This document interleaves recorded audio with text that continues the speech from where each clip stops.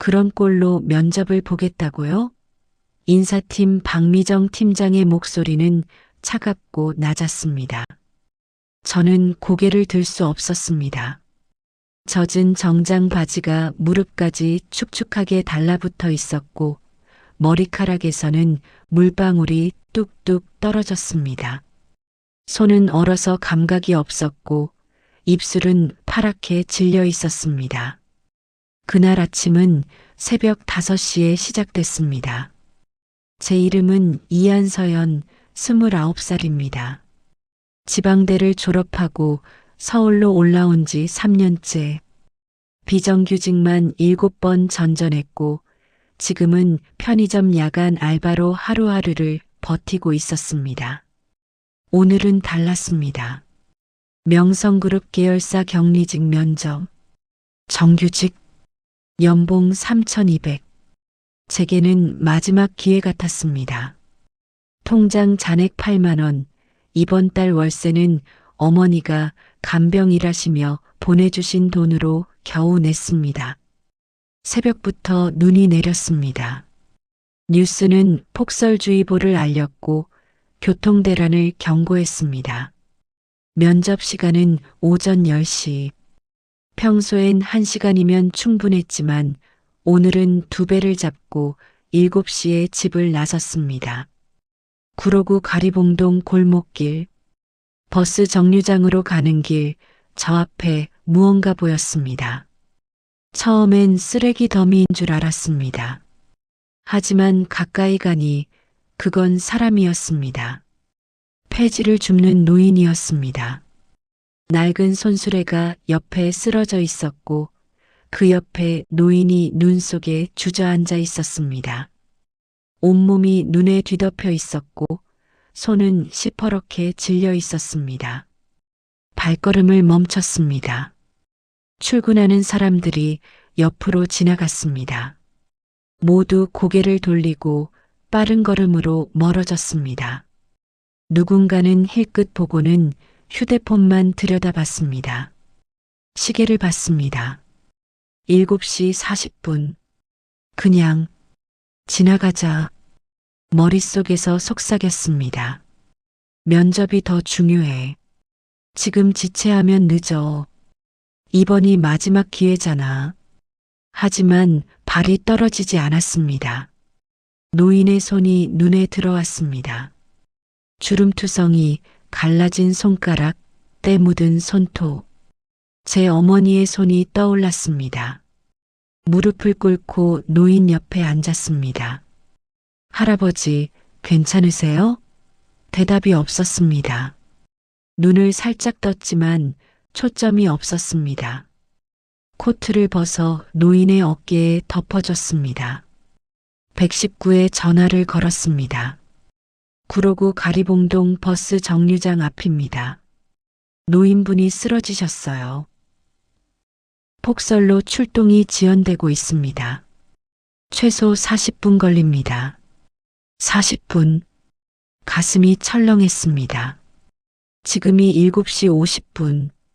구급차가 오면 8시 반. 그때 출발하면 절대 10시에 도착할 수 없었습니다. 주변을 둘러봤습니다. 20m 앞에 편의점이 보였습니다. 노인을 일으켰습니다.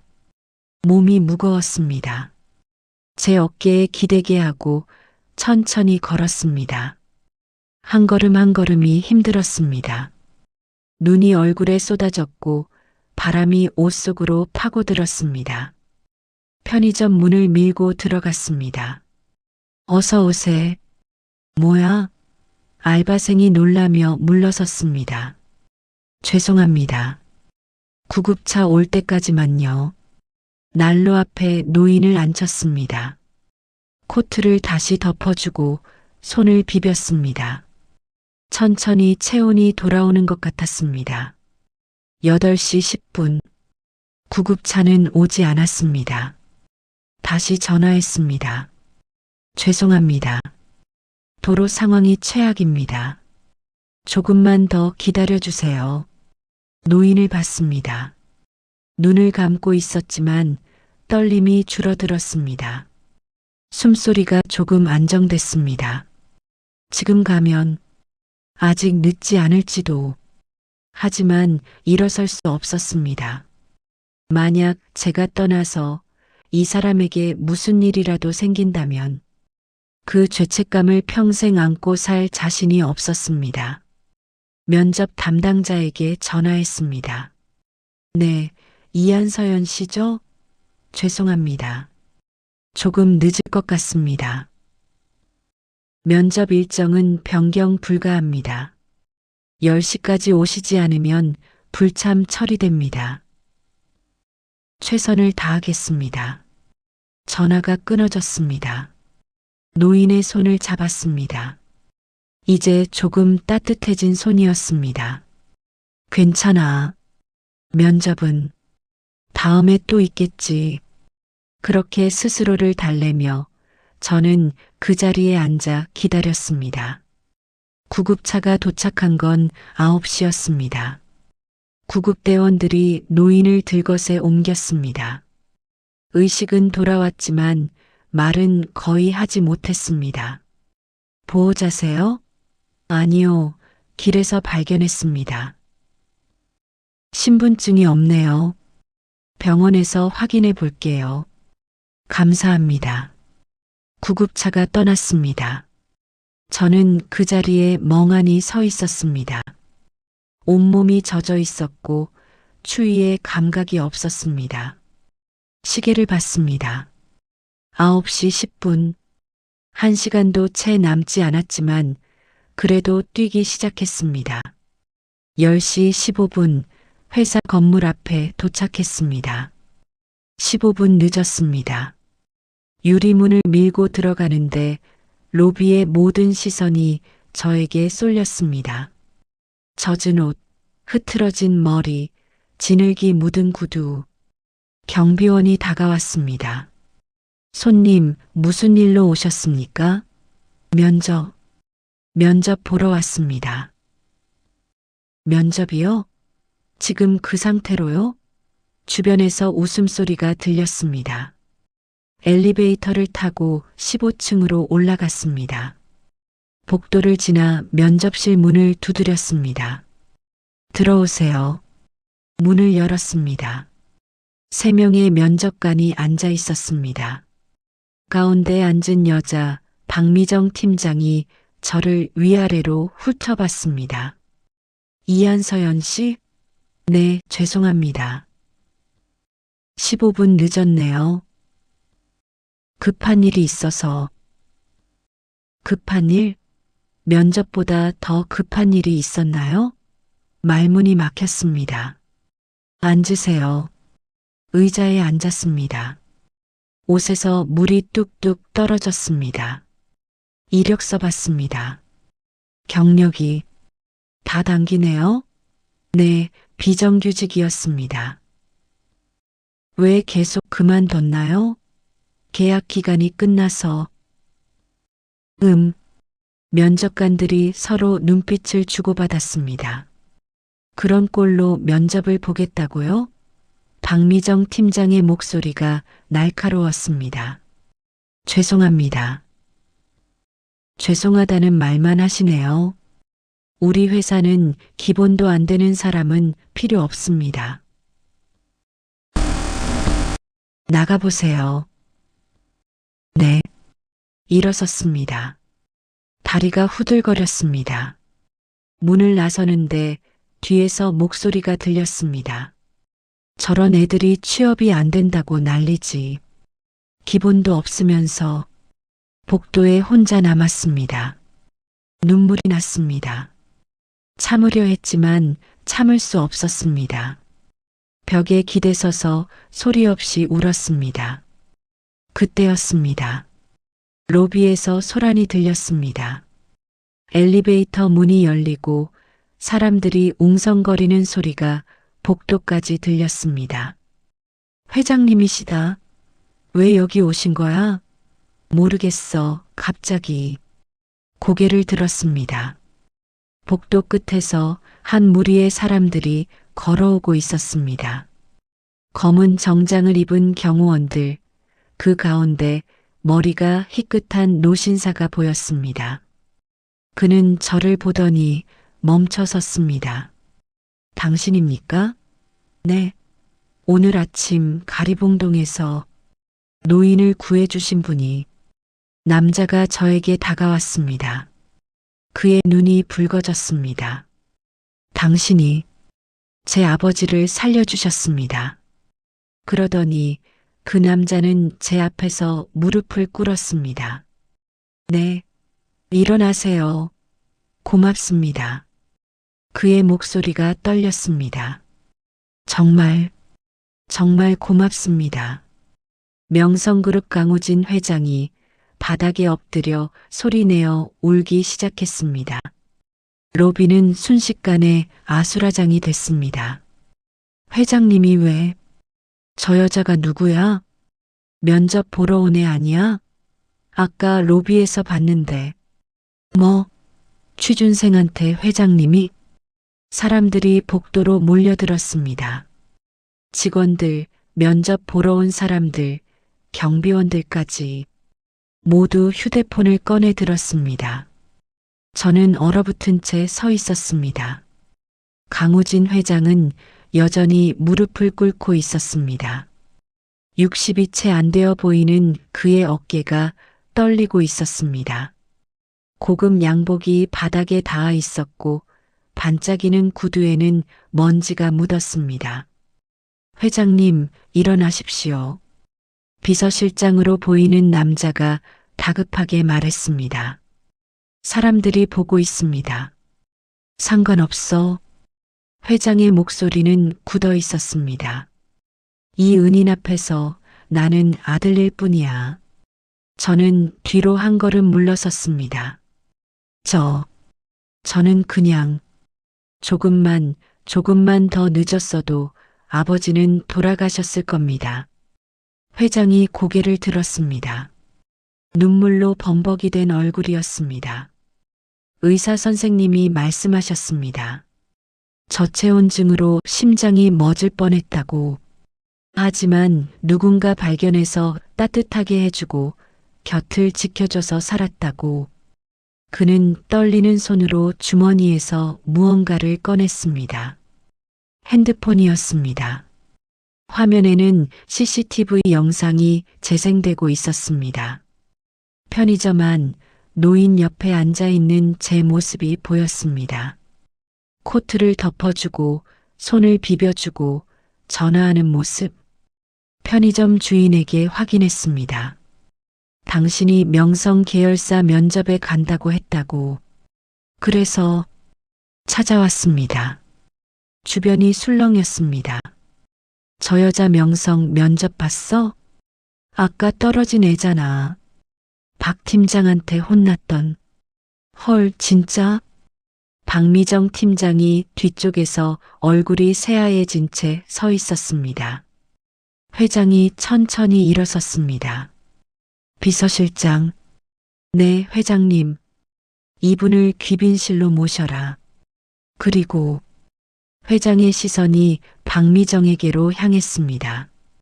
면접은 누가 진행했나? 저입니다. 회장님, 내 방으로 오게. 박미정의 얼굴에서 핏기가 싹 가셨습니다. 회장님, 저는 지금 당장. 회장의 목소리는 차가웠습니다. 귀빈실로 안내받았습니다. 넓은 방, 가죽 소파, 따뜻한 난로.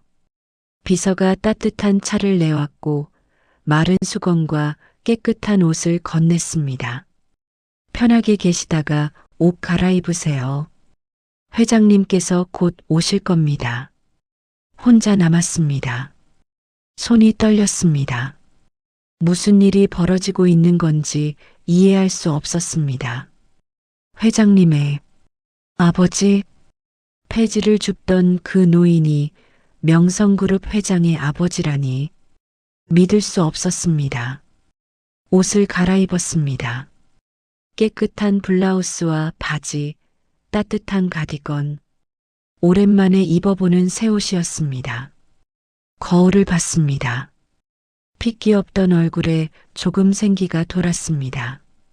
노크 소리가 들렸습니다. 들어오셔도 됩니다. 문이 열리고 강우진 회장이 들어왔습니다. 아까보다 표정이 진정된 것 같았지만 여전히 눈가가 붉었습니다. 편하게 앉으세요. 마주 앉았습니다. 차갑지 않습니까? 더 필요한 거 있으면 말씀하세요. 아니요, 괜찮습니다. 침묵이 흘렀습니다. 회장이 먼저 입을 열었습니다. 제 소개를 다시 하겠습니다. 명성그룹 회장 강우진입니다. 이한서연입니다. 서연 씨, 당신이 구해주신 분은 제 친부 장복수입니다. 장복수? 그 이름을 듣는 순간 뭔가 가슴이 먹먹해졌습니다. 아버지는 5년 전 치매 진단을 받으셨습니다. 회장의 목소리가 낮아졌습니다. 처음엔 가벼운 건망증이었습니다. 열쇠를 어디 뒀는지 잊고 약속 시간을 까먹고 그 정도였죠. 하지만 점점 심해졌습니다. 3년 전부터는 저를 알아보지 못했습니다. 당신은 누구요? 라고 물으셨죠. 저는 그 말을 들을 때마다 심장이 찢어지는 것 같았습니다. 그의 손이 떨렸습니다. 요양원에 모셨습니다. 최고급 시설, 1:1 간병. 할 수 있는 건 다 했습니다. 하지만 아버지는 행복해 보이지 않았습니다. 1년 전 어느 날 밤이었습니다. 아버지가 요양원에서 사라지셨습니다. CCTV를 확인했더니 혼자 걸어 나가시더군요. 경비도 간병인도 모르게. 회장이 눈을 감았습니다. 경찰에 실종 신고했습니다. 사람을 고용해서 찾았습니다. 전국의 CCTV를 다 뒤졌습니다. 하지만 찾을 수 없었습니다. 1년 동안? 네. 1년 동안 살아계신지 어디 계신지 아무것도 몰랐습니다. 그의 목소리가 끊어졌습니다. 오늘 아침 병원에서 전화가 왔습니다. 신원 미상의 노인이 실려왔는데 지문 확인 결과 제 아버지라고. 병원으로 달려갔습니다. 아버지는 1년 만에 본 아버지는 말을 잇지 못했습니다. 폐지를 주우며 사셨더군요. 1년 동안 거리에서 추위에 떨며 굶주리며. 회장의 눈에서 눈물이 흘러내렸습니다. 저는 제가 무엇을 했는지 모르겠습니다. 아버지를 지키지 못했습니다. 회장님, 그런데 당신이 있었습니다. 그가 저를 똑바로 쳐다봤습니다. 면접 시간을 놓칠 수도 있는 상황에서 당신은 멈춰 섰습니다. 모두가 지나칠 때 당신만 무릎을 꿇었습니다. 저는 그냥이 아닙니다. 그의 목소리가 단호해졌습니다. 당신은 아버지의 생명을 구했습니다. 그리고 저에게 다시 아버지를 만날 기회를 주셨습니다. 저는 아무 말도 할 수 없었습니다. 고맙습니다. 정말 고맙습니다. 회장이 다시 고개를 숙였습니다. 그 모습을 보며 저는 깨달았습니다. 돈이 있어도 권력이 있어도 지킬 수 없는 게 있다는 걸. 그리고 때로는 가장 작은 선택이 누군가의 세상을 바꿀 수 있다는 걸. 일주일이 지났습니다. 그날 이후 제 삶은 이상하게 흘러갔습니다. 명성그룹에서는 정중한 사과와 함께 합격 통보가 왔습니다. 하지만 저는 거절했습니다. 그게 제 실력으로 얻은 게 아니라는 걸 알았으니까요. 강우진 회장은 여러 번 연락을 했지만 저는 정중히 거절했습니다. 보답은 필요 없다고 저는 그냥 당연한 일을 했을 뿐이라고. 그럼 최소한 아버지를 만나 주시겠습니까? 마지막 전화에서 회장이 물었습니다. 아버지께서 당신을 찾으십니다. 계속 물으십니다. 그 젊은 아가씨는 어디 갔냐고. 그 말에 저는 승낙했습니다. 병원은 강남에 있는 대학병원이었습니다. 특실, 넓은 병실, 창문 너머로 보이는 서울 전경. 침대에 장복수 할아버지가 누워 계셨습니다. 문을 열고 들어가자 할아버지의 눈이 저를 향했습니다. 아가씨, 희미한 목소리였지만 분명히 저를 알아보셨습니다. 할아버지, 몸은 좀 괜찮으세요? 침대 옆에 앉았습니다. 할아버지는 제 손을 잡았습니다. 이제 따뜻해진 손이었습니다. 고마워. 정말 고마워. 아니에요. 괜찮으세요? 덕분에 살았어. 할아버지의 눈에 눈물이 고였습니다. 근데 아가씨, 그날 면접은? 아, 그건 내 때문에 떨어진 거지? 할아버지의 목소리가 떨렸습니다. 미안해. 내가 짐이 됐네. 아니에요, 할아버지. 저는 할아버지 손을 꽉 잡았습니다. 떨어진 건 제 실력 때문이에요. 할아버지 잘못 아니에요. 하지만 괜찮아요. 다른 회사 면접 또 볼 거예요. 걱정 마세요. 할아버지는 한참 저를 보시다가 작게 고개를 끄덕이셨습니다. 그날 밤 저는 구로구 집으로 돌아왔습니다. 월세 방안은 여전히 춥고 좁았습니다. 하지만 이상하게 마음은 따뜻했습니다. 편의점 야간 알바를 다시 시작했습니다.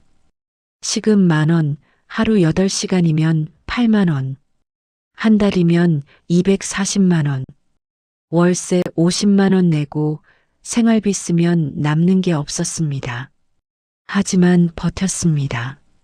낮에는 이력서를 쓰고 밤에는 편의점에서 일했습니다. 가끔 할아버지 병원에 들렀습니다. 과일을 사들고 가면 할아버지는 환하게 웃으셨습니다. 아가씨, 오늘도 왔어? 네, 할아버지. 고마워. 내가 아무것도 해줄 수 없는데 그냥 좋아서 오는 거예요. 할아버지와 이야기하는 시간이 좋았습니다. 비록 치매로 같은 말을 반복하셨지만 그 목소리를 듣는 것만으로도 위로가 됐습니다.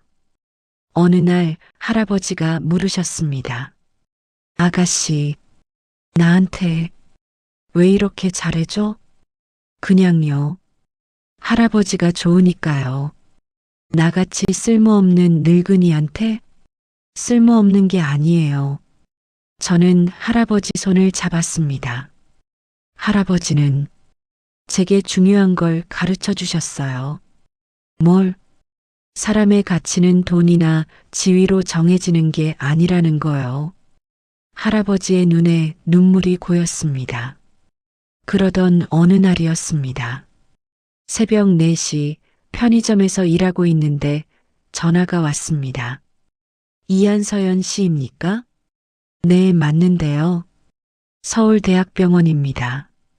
장복수 환자분이 위독하십니다. 빨리 오실 수 있으세요? 가슴이 철렁했습니다. 네, 지금 갑니다. 알바를 때려치우고 택시를 잡았습니다. 새벽이라 차가 없어 30분이나 걸렸습니다. 병원에 도착했을 때 강우진 회장이 복도에서 걸어 나왔습니다. 얼굴이 창백했습니다. 회장님, 할아버지는 지금 응급처치 중입니다. 갑자기 심장이 그의 목소리가 떨렸습니다. 의사가 나왔습니다. 보호자분이십니까? 네. 환자분 상태가 좋지 않습니다.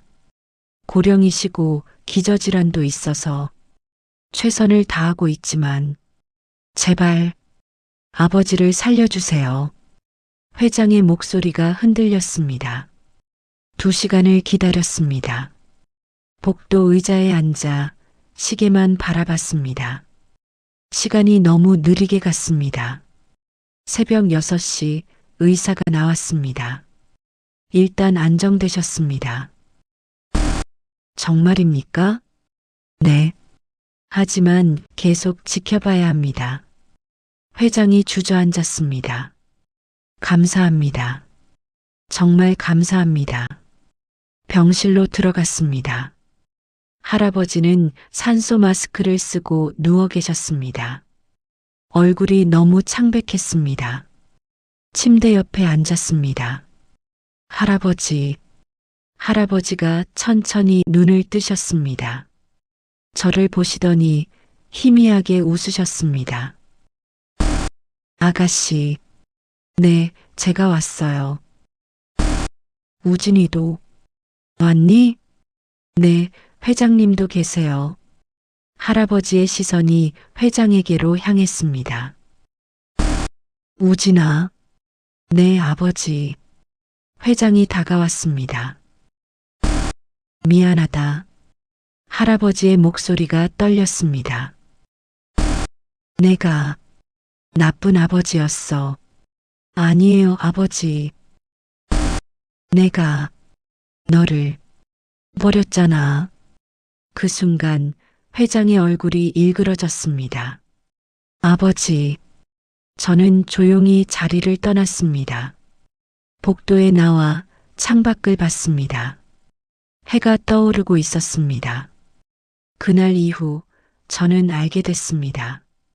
강우진 회장과 장복수 할아버지 사이에 긴 세월의 상처가 있다는 걸. 그날 저녁 강우진 회장이 저를 따로 불렀습니다. 병원 옆 조용한 카페였습니다. 창밖으로 겨울 해가 지고 있었습니다. 오늘 시간 내주셔서 감사합니다. 아니에요. 할아버지는 괜찮으신가요? 안정되셨습니다. 당분간 입원해 계실 거예요. 다행이네요. 침묵이 흘렀습니다. 회장이 커피잔을 내려놓으며 입을 열었습니다. 서연 씨, 당신에게 말하고 싶은 게 있습니다. 네, 제 아버지와 저의 이야기입니다. 그는 창밖을 바라봤습니다. 아버지는 제가 어렸을 때부터 폐지를 주우셨습니다. 네, 부산 영도 작은 판잣집에서 살았습니다. 어머니는 제가 5살 때 돌아가셨고 아버지 혼자 저를 키우셨죠. 회장의 목소리가 낮아졌습니다. 아버지는 날품팔이, 폐지 줍기, 막노동, 닥치는 대로 일하셨습니다. 겨울에도 여름에도 쉬는 날 없이. 저는 아버지가 부끄러웠습니다. 그의 목소리가 떨렸습니다. 학교에서 친구들이 놀렸습니다. 거지 아들, 폐지주의 새끼. 저는 아버지를 원망했습니다. 고등학교 3학년 때였습니다. 학교에서 상담이 있었습니다. 진학 상담. 선생님이 물으셨죠. 대학 갈 거냐고. 저는 아니요라고 대답했습니다. 집안 형편상 불가능하다고. 회장이 눈을 감았습니다. 그날 밤 아버지가 제 방에 오셨습니다. 손에 통장을 들고 계셨죠. 우진아, 이거 받아라. 내 대학 등록금이다. 통장을 보니 2천만 원이 있었습니다. 15년 동안 아버지가 폐지 주어서 모은 돈이었습니다. 그의 목소리가 끊어졌습니다. 저는 그 돈을 던졌습니다. 네, 이딴 거 필요 없어요. 저는 아버지 같은 인생 살고 싶지 않아요. 그렇게 소리쳤습니다. 회장의 눈에서 눈물이 흘러내렸습니다. 아버지의 표정이 지금도 잊히지 않습니다. 무너지는 것 같았습니다. 하지만 아버지는 아무 말씀도 하지 않으셨습니다. 그냥 돈을 주우시고 나가셨습니다. 다음 날 아침 저는 집을 나왔습니다. 친구 집에 얹혀 살며 공부했고 장학금으로 대학에 갔습니다. 졸업 후 사업을 시작했고 운이 좋았습니다. 20년 만에 아버지를 다시 찾았습니다. 그때는 이미 사업이 성공해서 저는 재벌이 돼 있었죠. 회장이 고개를 들었습니다. 아버지는 여전히 그 판잣집에 살고 계셨습니다. 폐지를 주우며 혼자. 저는 아버지를 모셔왔습니다. 좋은 집, 좋은 옷, 좋은 음식, 뭐든 드릴 수 있었습니다. 하지만 아버지는 행복해 보이지 않으셨습니다. 어느 날 물으셨습니다. 우진아, 넌 날 용서했니? 저는 대답할 수 없었습니다. 회장이 고개를 떨구었습니다. 그리고 치매가 왔습니다. 아버지는 점점 저를 잊어갔습니다. 그게 너무 무서웠습니다. 아직 용서도 못 구했는데 아버지가 저를 잊어버리시는 게 요양원에 모신 건 제 죄책감 때문이었습니다. 제대로 된 아들 노릇을 못했으니 최소한 좋은 시설에서 편히 계시게 하고 싶었습니다. 하지만 할아버지는 나가셨죠. 네. 1년 전 사라지셨습니다. 나중에 CCTV를 확인했더니 아버지는 폐지를 주우러 나가신 거였습니다. 폐지를요? 네. 치매로 기억을 잃으셨어도 몸은 기억했나 봅니다. 손수레를 끌고 폐지를 주우시는 걸. 그게 아버지의 인생이었으니까. 회장이 울먹였습니다. 저는 아버지를 이해하지 못했습니다. 왜 그렇게 사셔야 했는지, 왜 저를 위해 그렇게까지 하셨는지, 그리고 정작 아버지를 찾았을 때는 이미 늦었습니다. 저는 아무 말도 할 수 없었습니다. 그런데 당신이 있었습니다. 회장이 저를 봤습니다. 당신은 아버지를 사람으로 봤습니다. 폐지 주는 노인이 아니라 구해야 할 생명으로. 그게 저한테는 부끄러웠습니다. 저는 아버지의 아들이면서도 아버지를 제대로 보지 못했습니다. 하지만 당신은 처음 보는 사람을 목숨처럼 지켜주셨습니다. 회장이 고개를 숙였습니다. 고맙습니다. 그리고 미안합니다. 왜 저한테 미안하세요? 당신 때문에 면접에 떨어지셨잖습니까? 그건 제 선택이었어요. 하지만 회장님, 저는 회장을 똑바로 봤습니다. 저는 후회하지 않아요. 그날 제가 멈춰선 건 제 선택이었고 그 결과도 제가 받아들일 거예요. 오히려 다행이에요. 제가 할아버지를 도울 수 있어서. 회장의 눈에서 눈물이 주르륵 흘러내렸습니다. 당신은 정말 좋은 사람입니다. 아니에요. 저는 그냥 평범한 사람이에요. 카페를 나오는데 회장이 봉투 하나를 건넸습니다. 이건 뭐예요? 병원비입니다. 제가 이미 냈습니다. 네, 그럴 필요 없는데요. 당신이 할아버지를 돌봐주신 것에 대한 최소한의 보답입니다. 하지만, 그리고 이건 회장이 명함을 꺼냈습니다. 제 개인 연락처입니다. 혹시 필요한 게 있으면 언제든 연락 주세요. 감사합니다. 명함을 받았습니다. 그날 밤 집으로 돌아와 명함을 책상에 놓았습니다. 창밖을 봤습니다. 눈이 다시 내리고 있었습니다. 사람의 인생은 참 복잡하구나. 그런 생각이 들었습니다.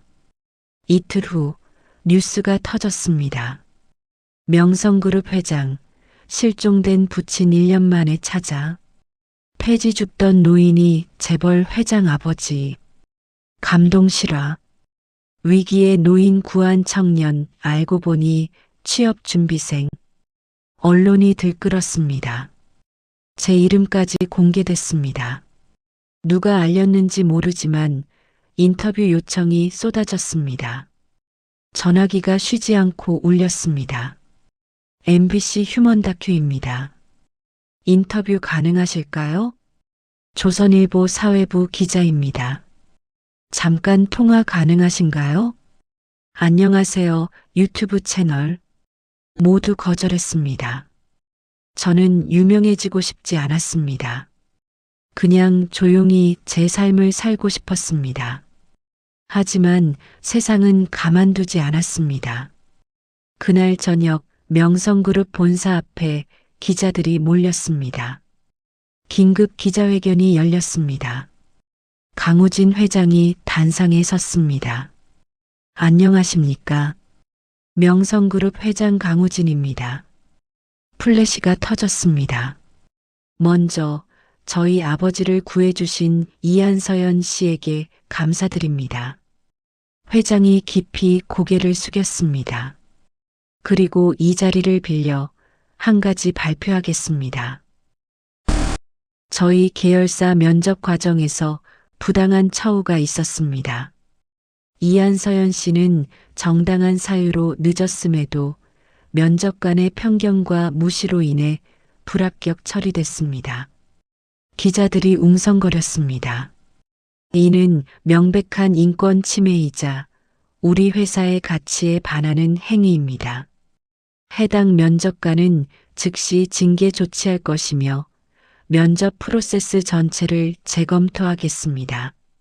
카메라가 번쩍였습니다. 또한 이한서연 씨께 정식으로 입사 제안을 드립니다. 물론 본인의 의사를 최대한 존중하겠습니다. 회장님, 질문 있습니다. 회장님의 부친은 왜 폐지를 주우신 겁니까? 1년간 실종된 이유는 뭡니까? 회장은 잠시 말을 멈췄습니다. 제 불찰입니다. 그의 목소리가 떨렸습니다. 아버지를 제대로 이해하지 못했고 보살피지 못했습니다. 그 결과 아버지는 거리를 헤매셨습니다. 이 모든 책임은 저에게 있습니다. 그럼 앞으로 어떻게 하실 겁니까? 아버지와 함께 살겠습니다. 요양원이 아닌 집에서 제가 직접 모시겠습니다. 기자회견은 30분간 이어졌습니다. 다음 날 여론이 들끓었습니다. 명성그룹 면접 논란, 인사팀장 경질, 박미정 팀장 부당 처우로 징계 처분, 재벌 3세도 아닌 회장이 직접 사과, 이래저 포털 사이트 댓글란이 난리였습니다. 이한서연 씨 진짜 대단하다. 나였으면 그냥 지나쳤을 듯. 명성그룹 회장 진심 같음. 눈물 났음. 박미정 팀장 키읔키읔 인생 역전 당했네. 선행은 언젠가 돌아온다더니 진짜네. 저는 휴대폰을 꺼버렸습니다. 이 모든 게 부담스러웠습니다. 일주일 후 병원에 갔습니다. 할아버지는 많이 회복하셨습니다. 침대에 앉아 창밖을 보고 계셨습니다. 할아버지, 아가씨, 할아버지가 환하게 웃으셨습니다. 오늘도 왔어? 네. 몸은 좀 어떠세요? 많이 좋아졌어. 의사 선생님이 다음 주면 퇴원할 수 있대. 정말요? 다행이다. 침대 옆에 앉았습니다. 할아버지, 뉴스 보셨어요? 봤어. 우진이가 보여줬어. 부끄러워 죽는 줄 알았어요. 아가씨 덕분에 나도 우진이도 다시 만났어. 할아버지가 제 손을 잡으셨습니다. 고마워. 정말 고마워. 할아버지가 건강하신 게 제일 중요해요. 아가씨는 앞으로 뭐 할 거야? 글쎄요. 다시 취업 준비해야죠. 명성그룹에서 들어오라고 했잖아. 그건 제 실력으로 들어가는 게 아니잖아요. 그래도 괜찮아요, 할아버지. 저는 제 힘으로 일하고 싶어요. 할아버지는 한참 저를 보시다가 천천히 고개를 끄덕이셨습니다. 넌 정말 착한 애구나. 그 말에 눈시울이 뜨거워졌습니다. 이틀 후 강우진 회장에게서 연락이 왔습니다. 서연 씨, 시간 괜찮으시면 한 곳에 같이 가주실 수 있을까요? 어디요? 아버지와 제가 함께 가고 싶은 곳입니다. 차는 부산으로 향했습니다. 고속도로를 달리는 내내 회장은 말이 없었습니다. 저도 조용히 창밖을 봤습니다. 3시간 후 부산 영도에 도착했습니다. 좁은 골목길, 낡은 집들, 바닷바람 냄새, 개발에서 잊혀진 듯한 동네였습니다. 차에서 내렸습니다. 할아버지도 함께였습니다. 휠체어를 타고 계셨습니다. 아버지, 여기 기억나세요? 회장이 조심스럽게 물었습니다. 할아버지는 주변을 둘러보셨습니다. 흐린 눈빛이 천천히 움직였습니다. 여기가 네, 아버지. 우리가 살던 집입니다. 골목 안쪽 작은 판잣집이 보였습니다. 지금은 비어 있었고 문은 낡아 떨어질 것 같았습니다. 회장이 문을 열었습니다. 안은 텅 비어 있었습니다. 먼지가 쌓여 있고 곰팡이 냄새가 났습니다. 하지만 그 좁은 공간에 누군가의 인생이 담겨 있었습니다. 할아버지가 안으로 들어가셨습니다. 휠체어를 밀어 벽옆까지 갔습니다. 벽에 무언가 쓰여 있었습니다. 작은 글씨들. 우진이 키 120cm 1990년. 우진이 키 135cm 1992년. 우진이 키 150cm 1994년. 성장 기록이었습니다. 할아버지가 아들의 키를 재며 벽에 기록해 둔 것. 회장이 그 앞에 섰습니다. 손으로 벽을 쓰다듬었습니다. 손가락이 떨렸습니다. 아버지, 회장의 목소리가 떨렸습니다. 저는 이걸 기억도 못했습니다. 아버지가 얼마나 저를 사랑하셨는지, 얼마나 저를 위해 사셨는지 저는 몰랐습니다. 할아버지는 아무 말씀도 하지 않으셨습니다. 그냥 벽을 보고 계셨습니다. 회장이 무릎을 꿇었습니다. 바닥에 무릎을 대고 할아버지 앞에 앉았습니다. 아버지, 용서해 주세요. 저는 나쁜 아들이었습니다.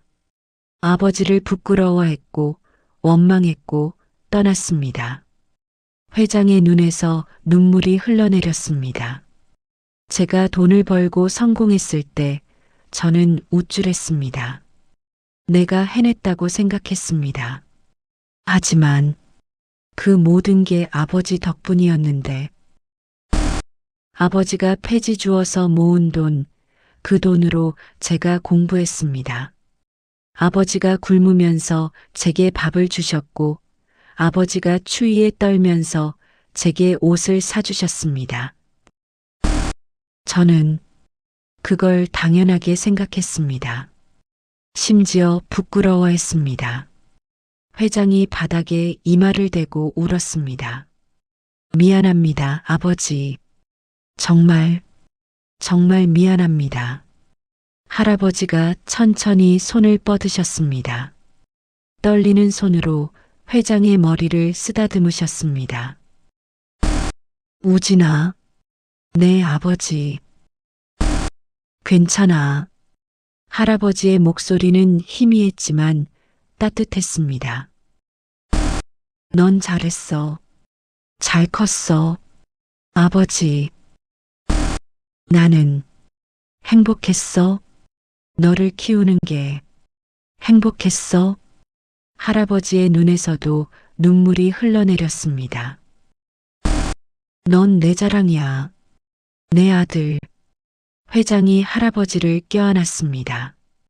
두 사람은 그렇게 한참을 울었습니다. 저는 뒤에서 그 모습을 조용히 지켜봤습니다. 눈물이 났습니다. 참을 수 없었습니다. 이게 바로 가족이구나. 시간이 지나도 상처가 있어도 결국 돌아오는 게 가족이구나. 1시간 후 우리는 판잣집을 나왔습니다. 할아버지는 편안한 표정이었습니다. 회장도 조금 홀가분해 보였습니다. 바닷가로 걸어갔습니다. 영도 앞바다, 겨울 바다는 회색빛이었습니다. 파도가 철썩거렸고 갈매기가 울었습니다. 벤치에 앉았습니다. 할아버지, 회장, 그리고 저. 아무도 말하지 않았습니다. 그냥 바다를 봤습니다. 바람이 불었습니다. 차가웠지만 상쾌했습니다. 한참 후 할아버지가 물으셨습니다. 우진아, 넌 지금 행복하니? 회장이 잠시 생각하다가 대답했습니다. 아직 잘 모르겠습니다. 하지만 아버지와 함께 있으니 조금 행복한 것 같습니다. 그럼 됐어. 할아버지가 미소 지으셨습니다. 돈이 많고 지위가 높다고 행복한 게 아니야. 사랑하는 사람과 함께 있는 게 행복이지. 나는 가난했어. 평생 힘들게 살았어. 하지만 후회 안 해. 너를 키울 수 있었으니까. 회장이 고개를 숙였습니다. 감사합니다, 아버지. 할아버지가 저를 보셨습니다. 아가씨도 행복해야 해. 네. 너처럼 착한 사람은 꼭 행복해야 해. 감사합니다, 할아버지. 약속해.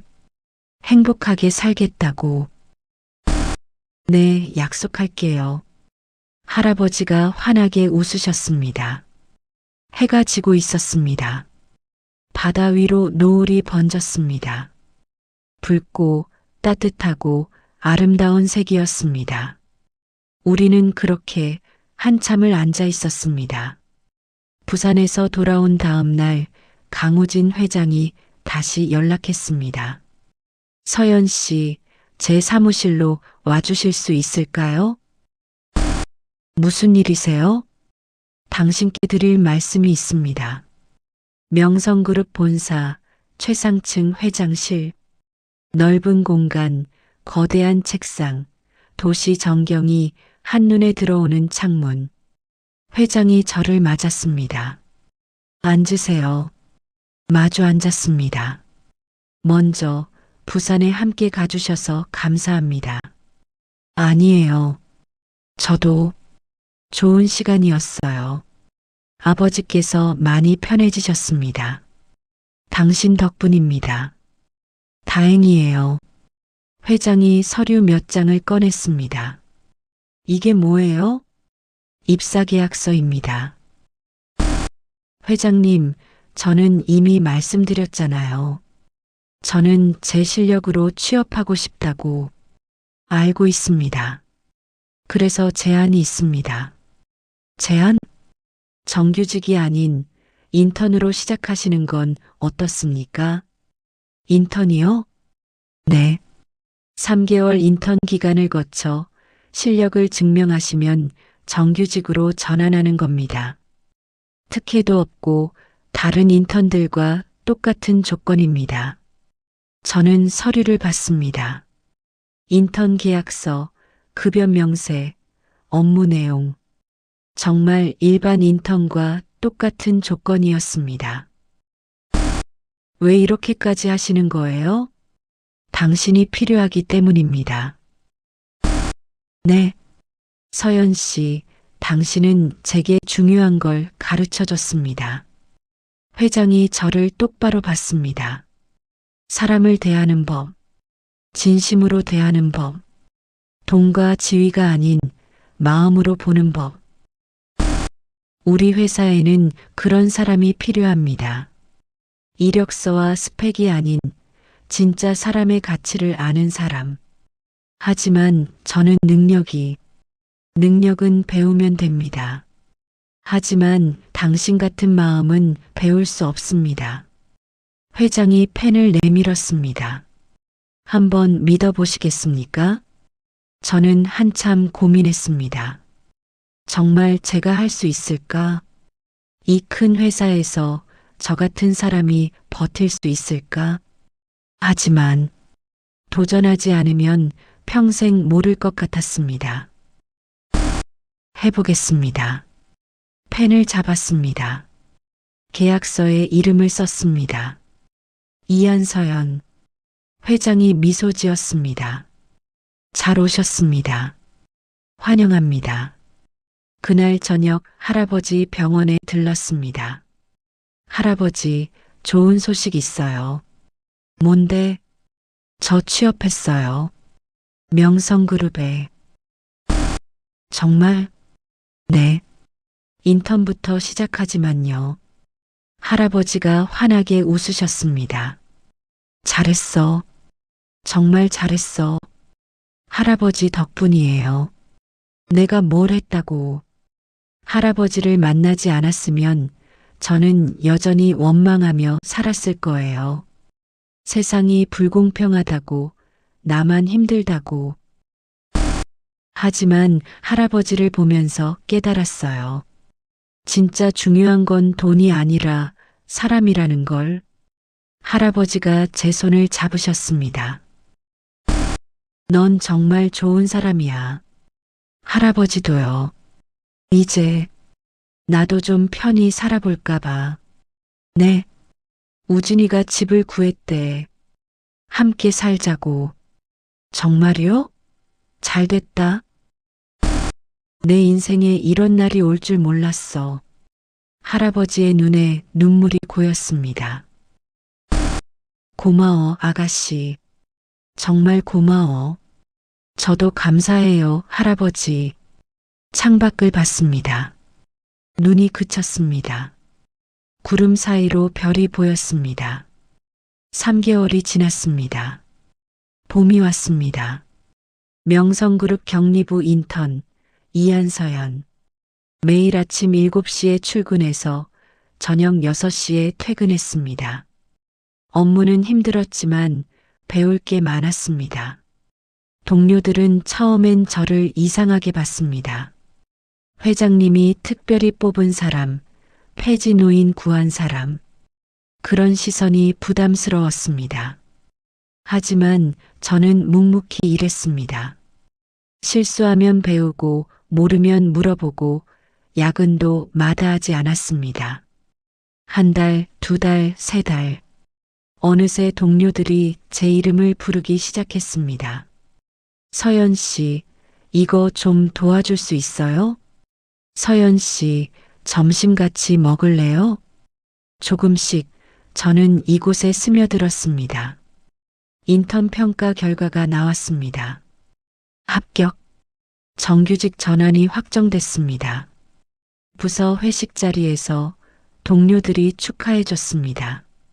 서연 씨, 축하해요.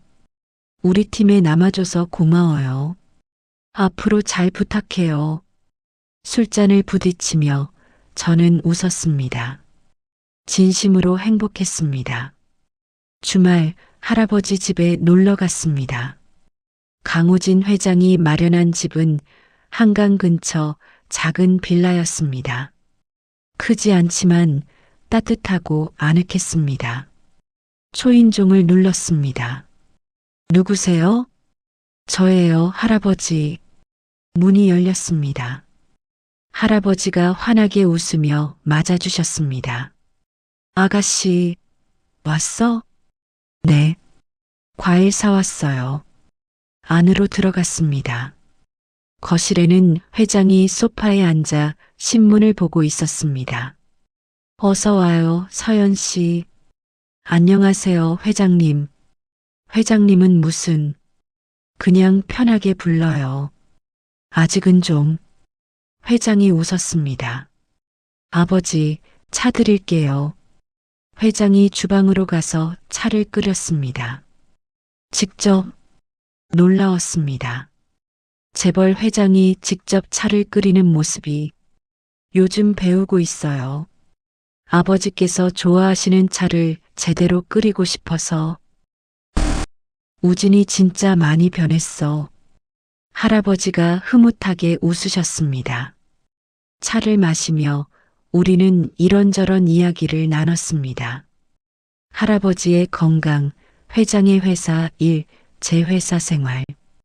평범한 이야기들이었지만 따뜻했습니다. 해가 지기 전 저는 할아버지와 산책을 나갔습니다. 한강공원, 봄바람이 불었습니다. 벚꽃이 흩날렸습니다. 할아버지의 손을 잡고 천천히 걸었습니다. 아가씨, 요즘 행복해? 네, 할아버지. 정말 행복해요. 다행이야. 할아버지가 벚꽃을 보며 말씀하셨습니다. 나는 평생 가난하게 살았어. 힘들게 살았어. 하지만 후회는 안 해. 내 인생에서 가장 잘한 일이 뭔지 아니? 뭔데요? 우진이를 낳은 거, 그리고 너를 만난 거. 눈물이 났습니다. 할아버지, 넌 내게 마지막 선물이야. 세상에는 아직 좋은 사람들이 있다는 걸 보여줬어. 저야말로 할아버지한테 배웠어요. 진짜 중요한 게 뭔지. 할아버지가 제 손을 꽉 잡으셨습니다. 행복해야 해. 약속했잖아. 네, 약속했어요. 그럼 됐어. 벚꽃이 바람에 날렸습니다. 하늘에서 내려와 우리 주변을 맴돌다가 천천히 땅에 내려앉았습니다. 아름다웠습니다. 그날 밤 집으로 돌아오는 길, 버스 창밖을 보며 저는 생각했습니다. 그날 폭설이 내리던 그날, 만약 제가 그냥 지나쳤다면, 만약 제가 면접 시간만 생각했다면 지금의 저는 없었을 겁니다. 할아버지도 회장님도 이 따뜻한 인연도 선택의 순간마다 우리는 다른 인생을 선택하는 거구나. 버스에서 내려 집으로 걸어가는데 하늘을 봤습니다. 별이 총총했습니다. 그중 하나가 유난히 밝게 빛났습니다. 여러분께 묻고 싶습니다. 여러분이 만약 그날 아침 폭설이 내리는 길에서 쓰러진 노인을 발견한다면, 그리고 그날이 평생 준비한 마지막 면접 날이라면, 여러분은 어떤 선택을 하시겠습니까? 저는 멈춰섰습니다. 그리고 그 선택이 제 인생을 바꿨습니다. 때로는 옳은 선택이 당장은 손해처럼 보일 수 있습니다. 하지만 진심은 언젠가 돌아온다는 걸 저는 배웠습니다. 여러분도 인생의 갈림길에서 힘든 선택을 해야 할 때가 있을 겁니다. 그때 조금만 용기 내시기를 바랍니다. 눈앞의 이익이 아닌 마음의 소리를 따르시기를 바랍니다. 그 선택이 여러분의 인생을 더 풍요롭게 만들 테니까요. 여러분이라면 그날 어떤 선택을 하셨을까요? 댓글로 여러분의 생각을 들려주세요. 긴 이야기 들어주셔서 감사합니다.